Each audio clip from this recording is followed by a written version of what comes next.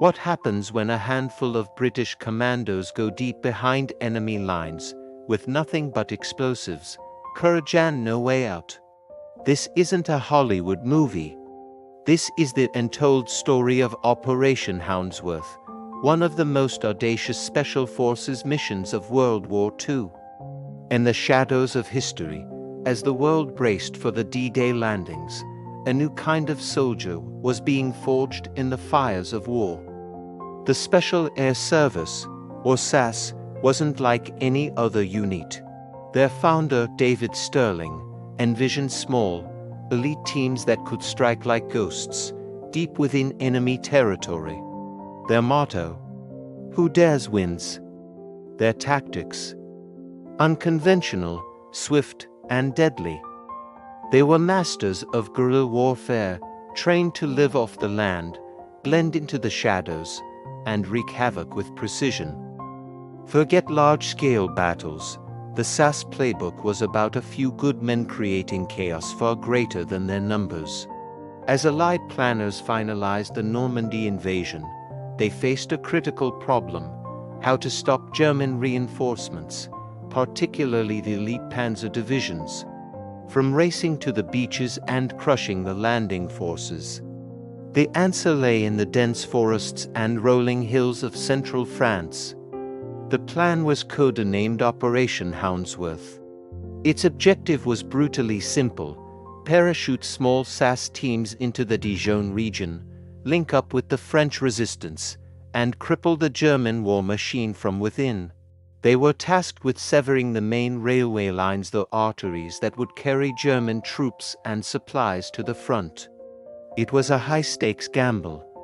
If they failed, the D-Day landings could turn into a slaughter. Leading one of these audacious teams was a man who was already a legend, Lieutenant Colonel Blair Paddy Mayne. A former Irish rugby international, Mayne was a formidable figure, a complex mix of poet, brawler, and brilliant military tactician. He had already earned a reputation for near-suicidal bravery in the North African desert, destroying more enemy aircraft on the ground than any RAF pilot. Now, he was leading his men into the heart of occupied France. Alongside him were soldiers like Captain Tonkin, a man of quiet competence, and troopers who knew that their life expectancy was measured in days, not weeks. They were a band of brothers, volunteers for a mission with no guarantee of survival. Their equipment was minimal: Sten guns, plastic explosives, and the iconic Fairbairn Sykes fighting knife. Their greatest weapon, however, was their unbreakable will. On the moonless night of June 7, 1944, just hours after the first Allied boots hit the Normandy beaches, the SAS teams boarded their planes. The flight was tense. Below them lay a continent enslaved by tyranny, dotted with anti-aircraft guns and enemy night fighters. Then, the green light flashed. One by one, they leaped into the darkness, their parachutes blossoming against the night sky. The landing was scattered and dangerous. Some men were injured, others lost vital equipment. But they were here, alone, deep inside enemy territory. Their first challenge was survival.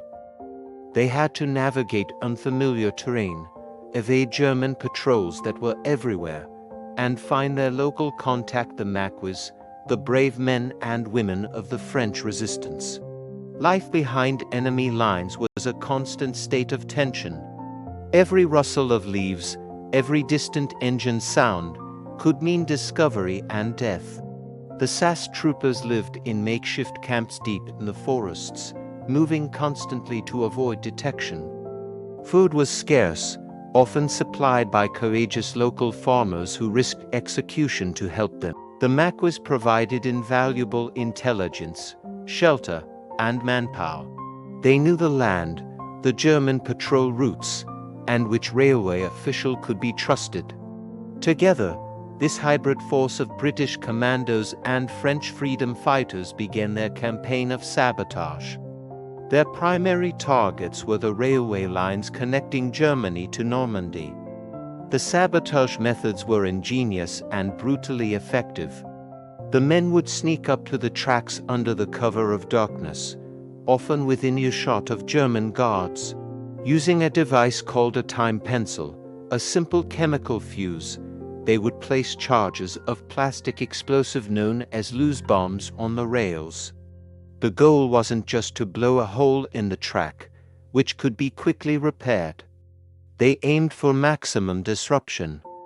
They would derail entire trains, targeting locomotives, fuel tankers, and ammunition wagons.